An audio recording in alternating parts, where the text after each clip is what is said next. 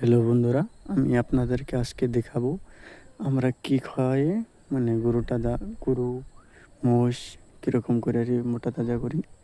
এই যে খোর, আপনারা বলুন খোর, কেউ বলে খের, আমরা বলি খের। এই খেরগুলো খিলাই, কিন্তু এরকম করে রাখছি আমরা পালা দিয়ে।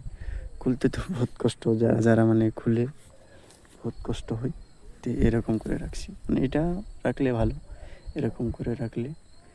তো এই যে আমি সামনে দিয়ে দিচ্ছি মোষের, এই যে খড় দিছি আগে চারের ভিতরে, দিয়ে এখানে ধানের তুষ দিয়ে মিক্স করে দিচ্ছি। এই যে যেরকম দেখতেছেন দানা খুলে, এটা আমি গরু বাছুরকে খেলাই। 1 কিলো ধানের খড় এরকম।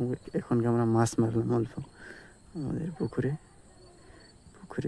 মাছ, মানে দেখলাম কীরকম খাবো মাছ, দেখলাম যে বহুত